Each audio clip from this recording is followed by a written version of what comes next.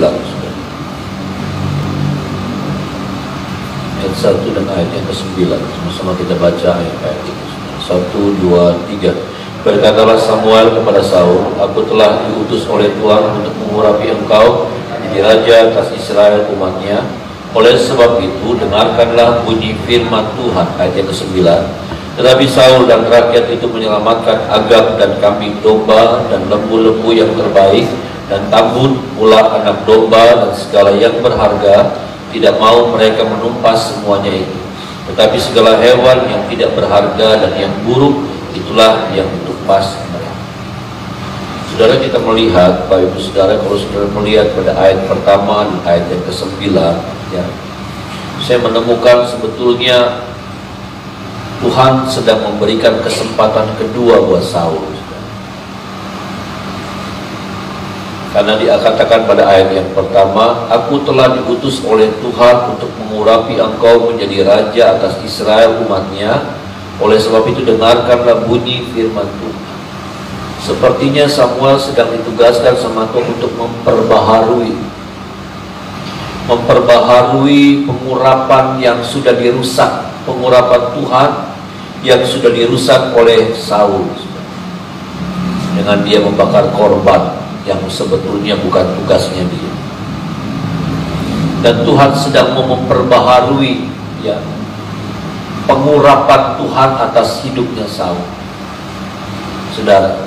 Tapi dengan sebuah catatan, saudara, Saul diutus untuk apa? Untuk menumpas Amalek.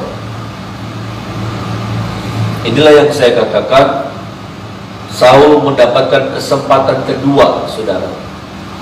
Saul diberikan kesempatan lagi sama Tuhan untuk memperbaiki apa yang sudah menjadi kesalahannya, supaya apa? Pengurapan Tuhan itu tetap utuh, tetap penuh di dalam dirinya Saul. Makanya Tuhan utus Samuel datang sama Saul untuk memperbaharui pengurapan Tuhan, ya.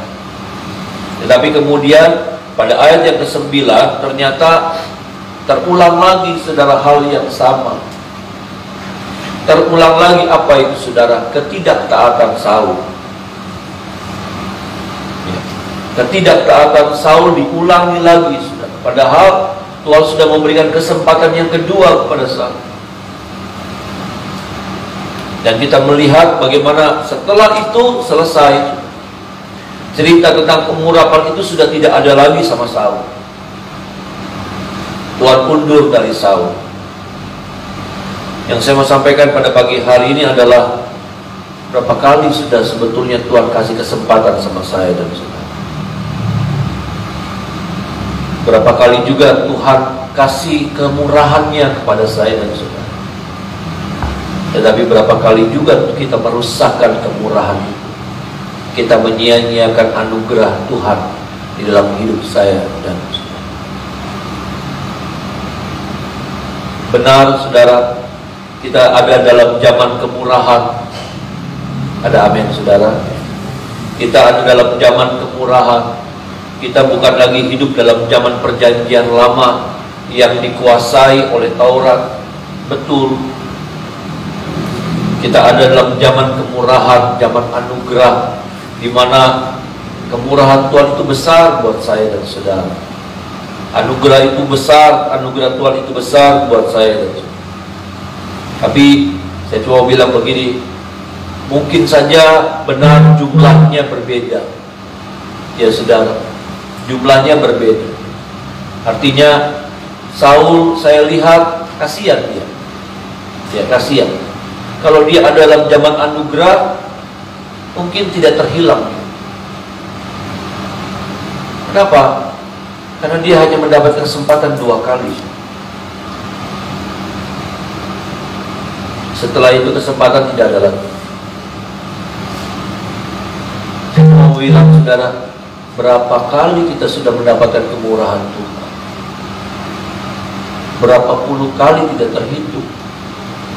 Dan maaf, kalau kita mau jujur, berapa puluh kali juga kita menyia-nyiakan anugerah Tuhan yang Tuhan berikan kepada saya dan saudara. Saya hanya menemukan 2 kali. Tuhan kasih anugerah buat Saul.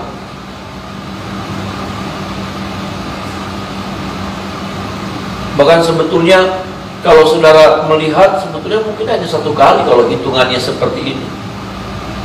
Diangkat, gagal, saudara gagal, lalu dapatkan kemurahan untuk diperbaiki lagi.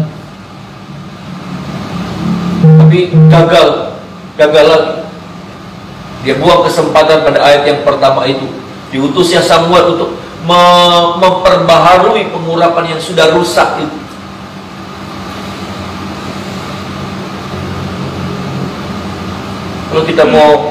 Kalau kita mau ingat-ingat, saya berapa kali kita sudah merusakkan anugerah Tuhan dengan ketidaktaatan kita, dengan keras kepala kita, dengan segala macam pelanggaran saya dan saudara. Kalau kita ada dalam zaman Taurat, habis gitu saudara. Kalau kita dalam zaman Taurat, terbuang gitu. Kalau kita dalam zaman Taurat, kita menjadi sampah. Kita sudah nggak ada arti.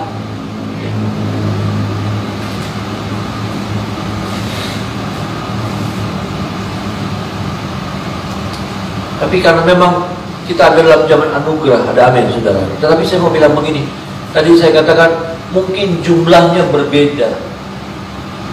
Saul cuma dapat 2 kali, kalau kita hitungan 2 ya saudara, 2 kali. Kita mungkin dapat ratusan kali. Karena berapa banyak pelanggaran yang kita sudah buat. Kita tabrak firman dengan segala macam alasan-alasan, kebutuhan yang ada, yang sedang kita alami.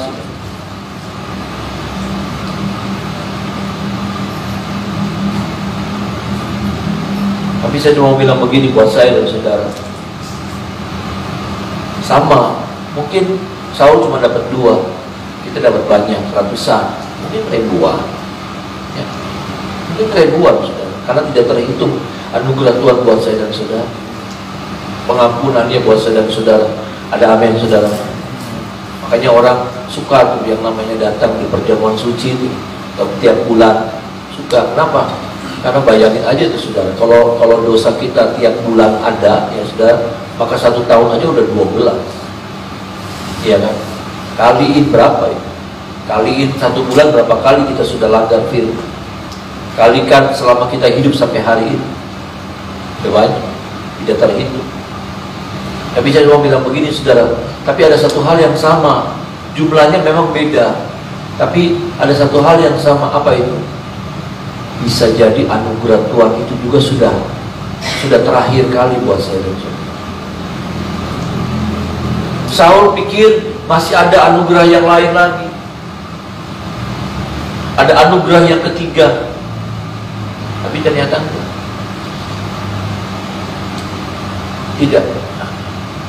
Kita berpikir juga anugerah Tuhan buat kita masih banyak, ternyata enggak. Mungkin sudah tinggal sisa-sisa beberapa lagi. Dan kalau kita langgar terus, kalau kita tabrak terus, maka habis sudah. Kenapa? Karena yang saya lihat anugerah Tuhan itu ada kuotanya. Maaf nih saudara. Mungkin betul sudah bilang anugerah Tuhan itu nggak ada batasnya, betul. Tapi ada.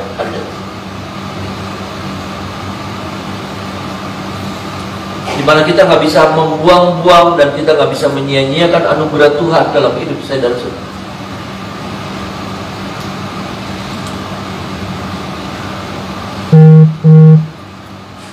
Tolong kita saudara, supaya kita bukan menjadi orang-orang, kita bukan menjadi anak-anak Tuhan yang suka membuang-buang anugerah Tuhan. Ada amin saudara. Kita bukan menjadi orang-orang yang suka menyia-nyiakan anugerah Tuhan. Kita bukan orang-orang yang suka menyepelekan anugerah Tuhan. Dan kita menjadi orang-orang yang mengerti, menghargai, menyadari bahwa anugerah Tuhan itu ada batasnya. Anugerah Tuhan itu ada batasnya. Benar, beda jumlahnya dengan perjanjian lama. Perjanjian baru lebih banyak, lebih tidak terhitung, tapi tetap ada batas, ada limit. Sehingga ketika kita langgar terus, ya saudara, voucher anugerah itu kita ambil sampai satu saat udah habis, udah nggak ada lagi.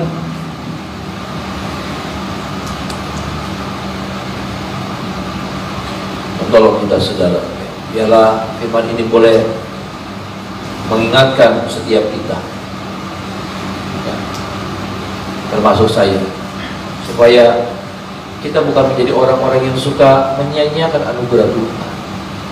Kita bukan orang yang suka membuang-buang anugerah Tuhan, tapi kita menjadi orang-orang yang menghargai anugerah Tuhan. Ada amin saudara? Dengan apa? Dengan kita bawa hidup kita, kita pakai waktu-waktu kita. Makanya Musa pernah bilang begini saudaraku, dan itu dikutip sama Daud, ajar kami menghitung hari-hari kami sedemikian, supaya kami beroleh hati yang bijaksana. Bisa bilang amin saudara? Ajar kami menghitung hari-hari kami, ya saudaraku, supaya kami memperoleh hati yang bijaksana. Apa itu? Menyadari bahwa hidup ini karena anugerah. Menyadari bahwa ada waktu-waktu yang kita sudah jalani, dan seperti apa yang kita sudah jalani, seperti apa kita pakai waktu-waktu itu, bagaimana kita melakukan atau mengerjakan waktu-waktu itu, apa yang kita buat di dalam kita menjalani waktu-waktu itu penting. Ini bukan tentang 80 tahun, 90 tahun ya, tetapi apa yang kita sudah isi dalam hari-hari, dalam minggu-minggu, dalam bulan-bulan, dan dalam tahun-tahun yang kita jalani.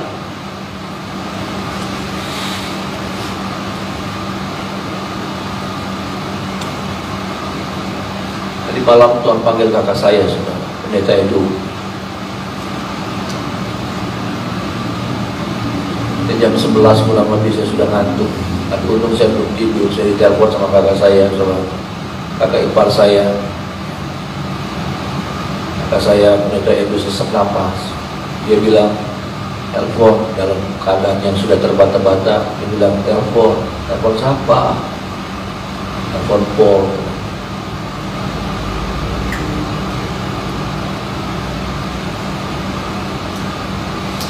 Saya juga bingung sudah menunggu gimana ya sudah. Sesak. Bawa ke dites, dicek di rumah sakit. Karena kakak saya kan ada ginjal, cuci darah.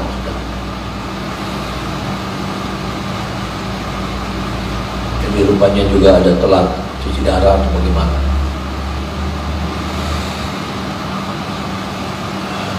Saya kehilangan sekali sih.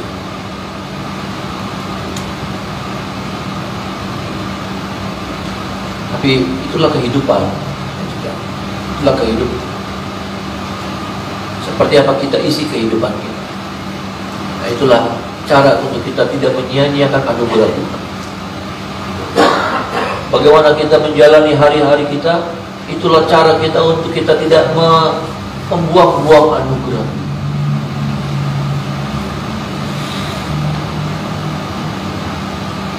Waktu mengulang tahun, saya sempatkan diri untuk datang sama kakak saya.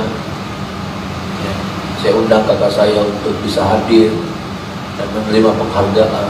Ya, kakak saya itu nggak mau yang begitu-begituan, ya, kakak saya nggak suka yang begitu-begituan. Tapi saat itu dia pengen banget, dia antusias. Ya, saya bersyukur.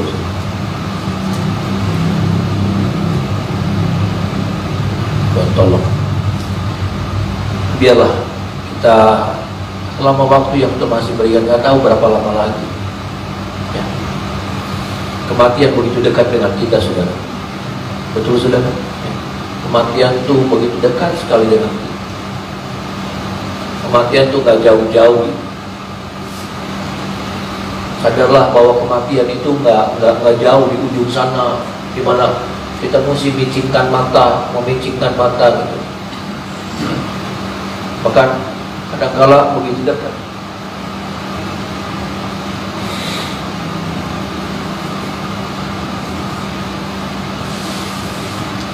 Sebetulnya bukan ketakutan yang harusnya melanda kita, menguasai kita, tapi harusnya buat saya pertanyaan besar buat kita, apa yang kita sudah buat selama ini?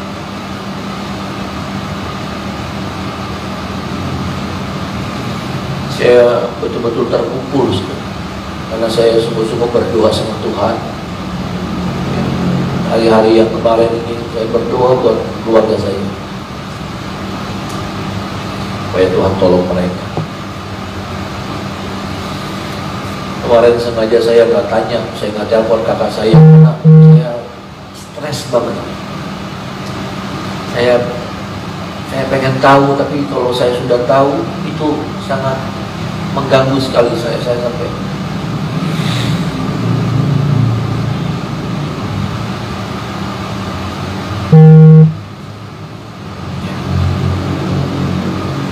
tolong kita supaya berapa hari lagi, berapa minggu lagi, berapa bulan lagi, berapa tahun lagi yang Tuhan masih percayakan untuk saya dan saudara jalan.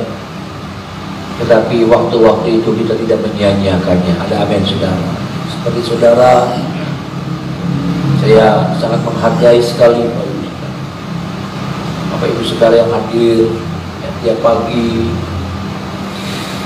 Ada satu gerakan yang Roh Kudus kerjakan dalam hati saudara, digerakkan yang saudara untuk hadir. Saya tidak bilang bahwa ini istimewa, enggak juga, tapi saya percaya ini saat dimana saat yang terbaik, ya, waktu yang terbaik hari ini, dimana kita bisa berjumpa dengan Tuhan. Ada amin, saudara. Ya, pagi sebelum kita menjalani aktivitas kita datang dulu, duduk dulu di bawah kaki Tuhan. Kita dengarkan dulu firman Tuhan, petunjuk-petunjuk Tuhan. Bagaimana sih harusnya menjalani hidup ini hari ini. Dan ini bukan sesuatu yang mudah untuk saudara kerjakan, tapi saudara belajar lakukan itu, saudara belajar komit. Dan inilah cara kita untuk kita bisa mengisi, ya, lembaran-lembaran hidup kita. Kita tidak menyia-nyiakan kosong. Nggak ditulis sama yang jelek-jelek sih, tapi kosong. Seperti sudah yang saya pernah bilang, saya suka bilang bahwa hidup ini seperti buku kehidupan. Hidup ini seperti buku kehidupan, ya, lembar demi lembar, lembar demi lembar, lembar, ya, tiap hari kita kembali itu, saudara. Ya. Maaf nih saudara, mungkin kita nggak isi dengan hal-hal yang kotor, nggak ada cerita jorok, nggak ada cerita jahat, nggak ada cerita gelap, nggak ada cerita pahit yang kita tuliskan. Ya, puji Tuhan.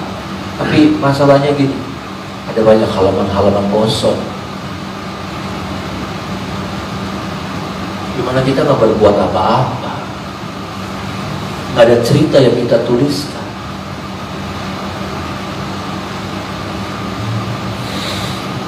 Tolong kita. Bagian yang terakhir, saudara, bagian yang terakhir, ayat yang ke-20.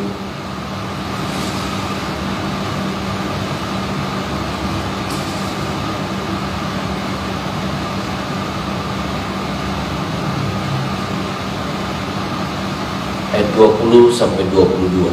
Bersama kita baca ayat ini. 1, 2, 3.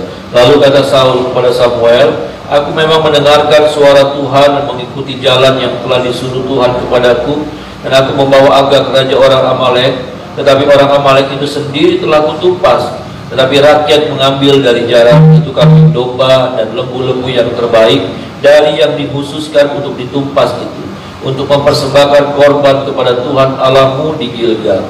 Tetapi jawab Samuel, apakah Tuhan itu berkenan kepada korban bakaran dan korban sembelihan sama seperti kepada mendengarkan suara Tuhan? Sesungguhnya mendengarkan lebih baik daripada korban sembelihan, memperhatikan lebih baik daripada lemak domba-domba jantan. Saudara, kalau saudara melihat bagian ini bagian yang sulit. Inilah bagian yang dimana ada banyak orang-orang Kristen nggak mengerti atau nggak mau ngerti, saudara. Kenapa? Karena buat Saul yang penting ada sesuatu yang dipersembahkan kepada Tuhan. Buat Saul yang penting ada sesuatu, ya saudara, karena ada ayat juga berkata jangan datang kepada Tuhan dengan tangan hampa. Buat Saul mungkin seperti itu, saudara. Tetapi kemudian ada sebuah isi hati Tuhan yang disampaikan. Ada sebuah curhatan Tuhan yang disampaikan kepada Samuel, saudara, dan itu disuruhkan untuk disampaikan kepada Saul. Apa, saudaraku? Sesungguhnya, ya saudara, mendengarkan, sama-sama kita baca ayat ini, saudara. Sama-sama kita baca ayat ini. Dimulai dari sesungguhnya, saudara. Bagian yang terakhir, ayat 22. Sama-sama kita baca, dimulai dengan kalimat sesungguhnya. 1, 2, 3. Sesungguhnya mendengarkan lebih baik daripada korban sembelihan, memperhatikan lebih baik daripada lemak domba jantan. Saul berpikir yang penting dipersembahkan, apalagi yang dia persembahkan itu apa? Lembu-lembu yang gemuk-gemuk. Dia bukan ambil lembu-lembu yang jelek-jelek, kasih sama Tuhan. Lembu-lembu yang bagus dia bawa pulang. Dia nggak lakukan yang seperti itu. Lembu-lembu yang jelek-jeleknya dibunuhin. Dia nggak mau ada terselip yang jelek di dalam korban-korban. Saya pernah lihat orang kalau di Jepang, saudara, pelihara koi, ikan koi, ya peternaknya, peternaknya ini, ternak saudara namanya kalau ikan koi, ya saudara, itu dimulai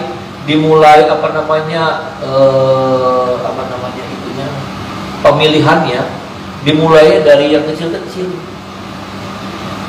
ya. Dan kalau kita, saudaraku, yang kecil-kecil tuh dijual, ya kan? Dijual buat makan ikan, buat makan apa, ya reptil, buat makan apa, saudaraku. Yang jelek-jelek. Kalau di Jepang, saudaraku, yang pokoknya yang kualitas di bawah standar langsung dibunuh. Ikan-ikan koi itu, saudara, ya, ikan-ikan koi itu nggak dibiarin hidup, dibunuh. Supaya apa? Supaya nggak ada yang beredar yang jelek di Jepang. Semuanya harus berkualitas tinggi. Saul tuh begitu. Saul tuh punya standar tinggi dalam mempersembahkan korban. Dia nggak mau sudah terselip, makanya apa? Yang kurus-kurus dia sudah pilih, kurus-kurus singkirin, ya, bunuh. Yang gemuk-gemuk singkirkan, ya, dikhususkan buat Tuhan. Ini hati-hati nih, saudara. Kenapa? Karena kita suka berpatokannya sama hal seperti itu. Apa, saudara? Dalam aplikasi kita, yang penting ibadah. Yang penting ibadah. Tadi saya puji kita semua, kita setia dalam ibadah. Tapi ternyata kita nggak boleh berhenti sampai pada tahap itu. Bisa bilang amin, saudara? Kita nggak boleh berhenti sampai pada tahap ibadah. Tapi apa? Sudah, karena ada banyak orang-orang yang puas. Saya udah ibadah berapa kali? Oh, tiap hari kita sih, tiap din. Kayak Saul,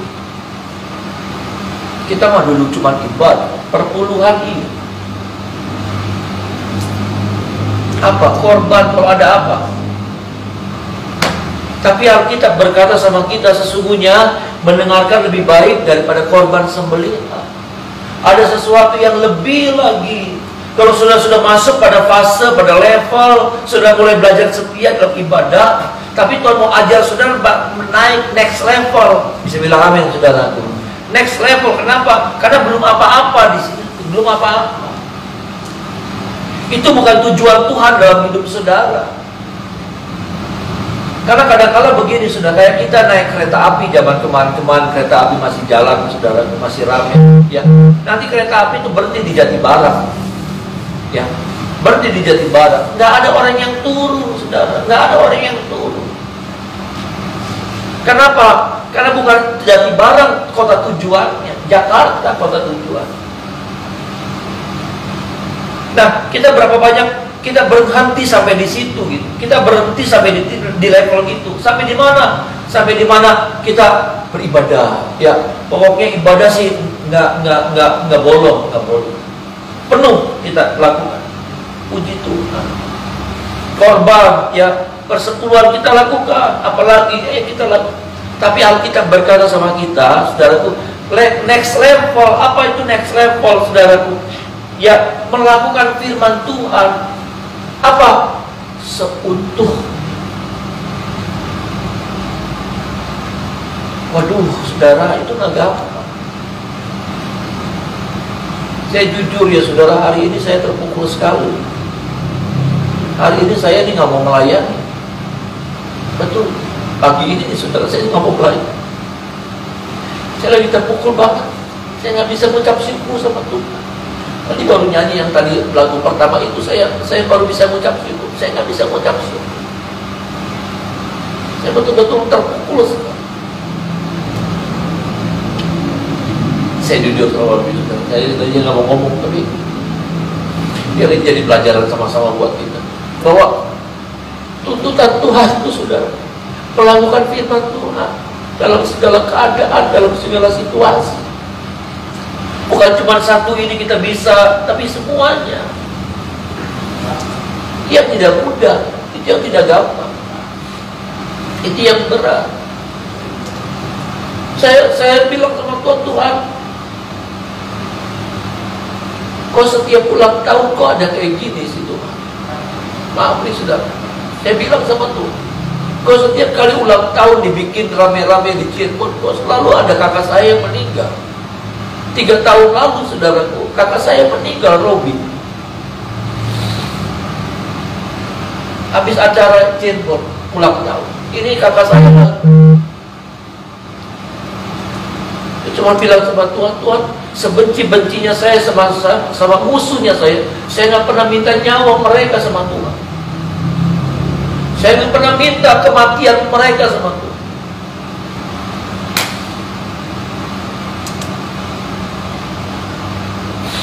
Ini saya cerita apa adanya ya. Saya nggak bisa mengucap syukur. Saya marah. Baru tadi pagi saya bisa mengucap syukur.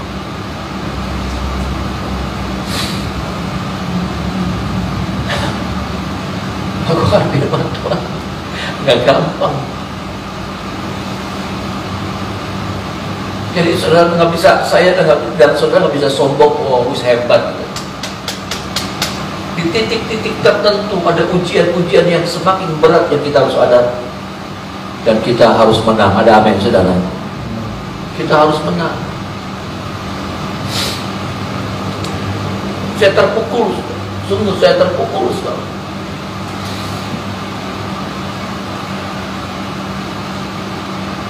Tapi ini firman buat kita semua, termasuk buat saya. Makanya selalu saya bilang, firman ini bukan cuma buat saudara, tapi buat saya. Kenapa? Karena setiap kita mesti digarap, mesti dibentuk sama firman. Ada amin, saudara? Setiap kita harus dikuatkan sama firman. Setiap kita jadi sasaran firman Tuhan. Melakukan firman Tuhan gak gampang. Di tengah-tengah situasi seperti ini, saya harus bisa mengucap syukur. Aduh, untuk yang kali ini nih, kayaknya berat banget. Saya ngalamin banyak hal, sudah tahu kan? Saya ngalamin banyak hal. Dari mama saya meninggal, dari apa, dari waktu istri saya mengandung, lalu kemudian keguguran, saya masih bisa mengucap syukur.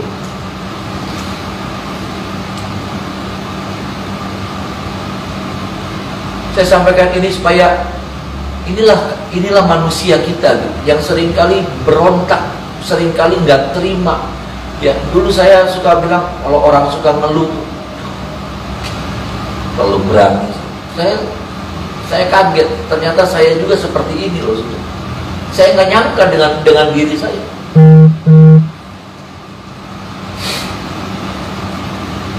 Sudah berdoa buat saya. Tadi saya nggak mau melayan. Musisi lain atau Yeti yang melayan. Saya mau nongkrong di atas. Tapi ada kecewa saya sama Tuhan. Karena saya ngalamin beruntun, masalah beruntun, dan bertubi-tubi dan banyak gitu.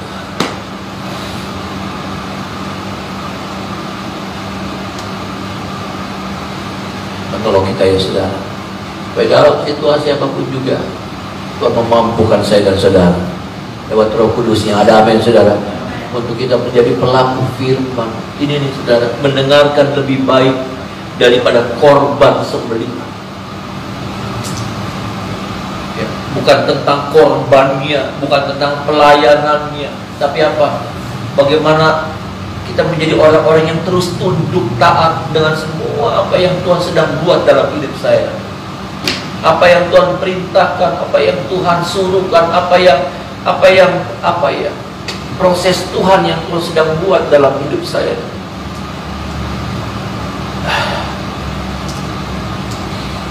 Kuatkan kita, saudara. Ya, saya percaya Roh Kudus ada bersama dengan kita, dan Dia tidak pernah tinggalkan saya. Dia juga tidak pernah tinggalkan saudara.